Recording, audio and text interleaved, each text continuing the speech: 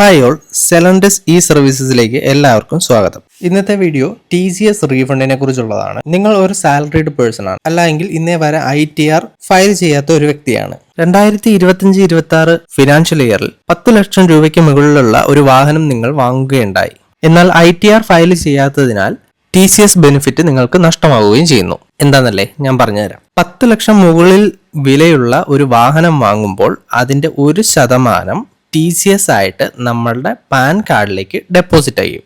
അതായത് 15 ലക്ഷം രൂപയുള്ളൊരു വാഹനമാണ് നിങ്ങൾ വാങ്ങിയതെന്ന് കരുതുക.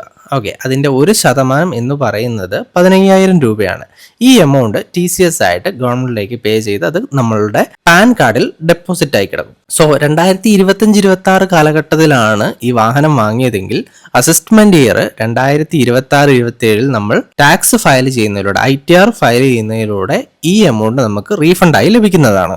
ഇൻ കേസ് നമ്മൾ 2025-26 കാലഘട്ടത്തിൽ ടാക്സ് ഫയൽ ചെയ്യുമ്പോൾ നമുക്ക് ടാക്സ് ആയിട്ട് ഗവൺമെന്റിലേക്ക് അടയ്ക്കേണ്ട എമൗണ്ട് ഒരു 15,000 ആണ് എങ്കിൽ ഈ TCS എമൗണ്ടിൽ അത് ടാലി ആയി പോകുന്നതുമാണ്. സോ ഇതുവരെ ഇൻഡിവിജ്വൽ ITR ഫയൽ ചെയ്യാത്തവരാണ് നിങ്ങളെങ്കിലും TCS എമൗണ്ട് റീഫണ്ട് ആയിട്ട് ക്ലെയിം ചെയ്തെടുക്കുവാനായിട്ടും സെലൻഡസിനെ കോൺടാക്ട് ചെയ്യാവുന്നതാണ്.